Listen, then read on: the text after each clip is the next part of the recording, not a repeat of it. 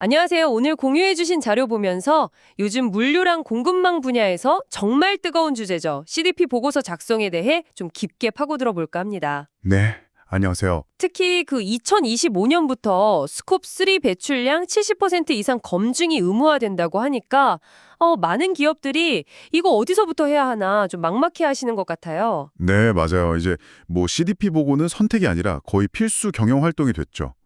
보내주신 자료가 현장에서 물류 기업들이 겪는 어려움, 또 해결책, 이런 걸 되게 구체적으로 잘 짚어주고 있더라고요. 그렇죠. 네, 오늘 이 자료들 보면서 청취자분께서 CDP 보고서 작성에 대해 좀 명확한 방향 잡으실 수 있게 핵심 내용 위주로 한번 살펴보겠습니다. 좋습니다.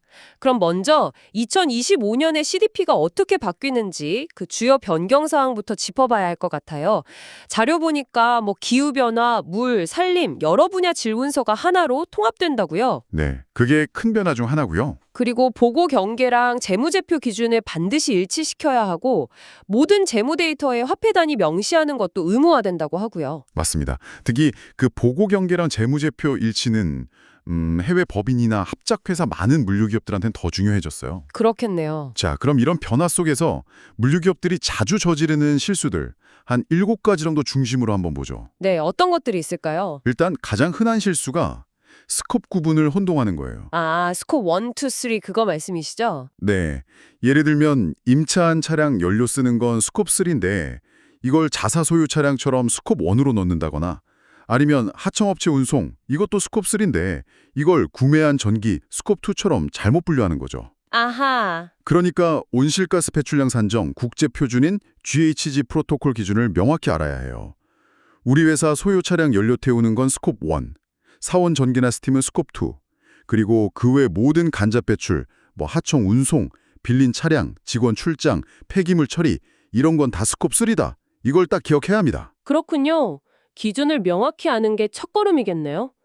두 번째 실수는 뭔가요? 두 번째는 불완전한 활동 데이터 수립이에요. 데이터 수집이요? 네, 일부 데이터만 딱 측정하고 나머지는 그냥 추정하는 방식. 이런 걸로는 CDP에서 좋은 점수 받기가 좀 어렵죠. 아, 실제 데이터 비율이 중요하다. 이 말씀이시군요. 네, 맞습니다. 최소한 90% 이상은 실제 측정 데이터로 확보하는 게 중요해요. 90%요? 쉽지 않겠는데요? 그렇죠. 그래서 디지털 운행 기록계, DTG나 연료관리 시스템, FMS 같은 자동화된 데이터 수집 시스템을 구축하는 게 좋다고 권장하고 있습니다. 자동화 시스템이 필요하군요. 세 번째 실수는 배출계수 적용 오류라고요. 네, 이것도 많이들 실수하시는데 국가별 또 연료별로 최신 배출 계수를 써야 하거든요. 근데 예전 걸 그대로 쓰거나 잘못된 걸 쓰는 경우가 있어요. 아, 특히 국제물류 하시면 각국 정부가 발표한 최신 자료나 IAA, IPCC 같은 국제기구 공인 계수를 꼭 확인해야 하고요. 전력 같은 경우는 좀 더 복잡한데 로케이션 베이스드랑 마켓 베이스드를 구분해서 적용해야 합니다. 로케이션 베이스드랑 마켓 베이스드요. 그건 뭔가요? 로케이션 베이스드는 그 지역의 평균 전력망 배출 계수를 쓰는 거고 마켓 베이스드는 우리가 실제로 구매한 전력, 예를 들어 재생에너지 계약을 했다면 그걸 반영하는 방식이에요.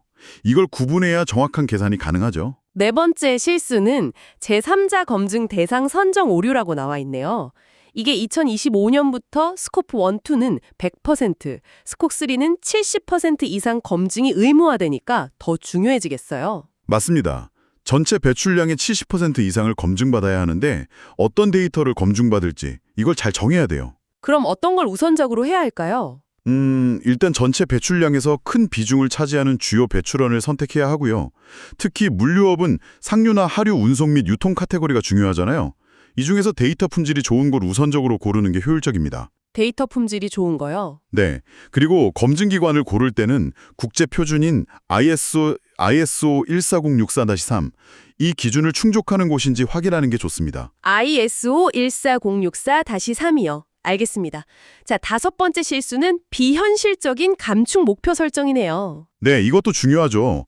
예를 들어 2030년까지 100% 감축, 이건 너무 비현실적이거나 반대로 매년 1%씩 감축, 이건 너무 소극적이잖아요. 그렇죠. 이런 목표는 신뢰성을 얻기 힘들어요. 그래서 과학 기반 감축 목표 이니셔티브 SBTI 가이드라인에 따라서 1.5도씨 시나리오에 맞는 단계적인 목표랑 구체적인 실행 계획을 세워야 합니다. SBTI 가이드라인이요. 현실적이면서도 과학적인 근거가 필요하군요. 6번째는 리스크 평가의 피상적 접근이네요. 그냥 운송 지연 가능성이 있음 이렇게 적는 건 안 된다는 거죠. 네, 그렇죠. 그걸 넘어서 재무적인 영향을 숫자로 보여줘야 해요. 정량화가 핵심입니다. 재무적 영향의 정량화요. 예를 들면요. 예를 들어 탄소 가격 변동으로 인해서 연간 10억 원의 손실 가능성이 있다 이런 식으로요. 1.5도 시나리오, 2도 시나리오, 4도 시나리오 이런 다양한 분석을 통해서 구체적인 수치를 제시해야 합니다. 이게 단순히 점수 때문이 아니라 기후변화가 청취자분의 비즈니스에 미칠 진짜 재무적 위험을 파악하는 과정인 거죠. 와, 정말 깊이 있는 분석이 필요하군요. 자, 마지막 7번째 실수는 거버넌스 체계의 형식적 구성입니다. 이름만 올려놓은 위원회, 이런 거 지적하는 거겠죠? 맞습니다. 그냥 형식적인 회의나 이름만 있는 위원회 말고요. CEO나 최고 경영진이 진짜로 참여하고 정기적으로 예를 들어 매달 모니터링하고 성과랑 연동된 인센티브 시스템까지 구축하는 게 필요합니다. 실질적인 참여와 시스템 구축이 중요하다는 거군요. 네. 그리고 이사회 차원에서도 전략을 세우고 임원 평가에도 연동하는 게 중요하고요.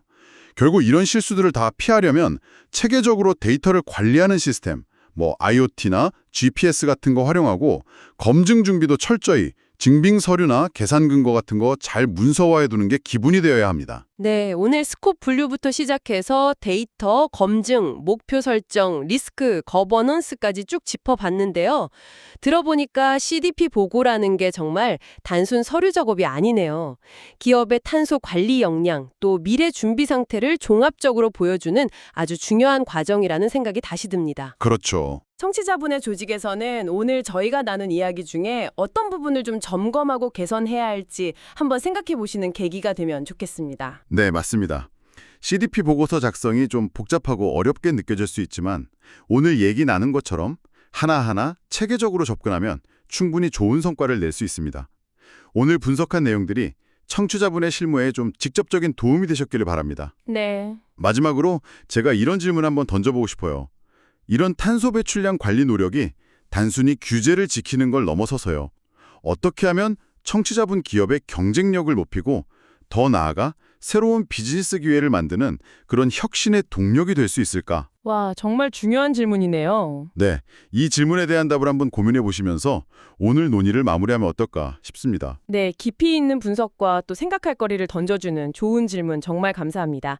오늘 이야기는 여기서 마무리하겠습니다. 다음에도 청취자분께 꼭 필요한 정보와 흥미로운 분석으로 찾아뵙겠습니다.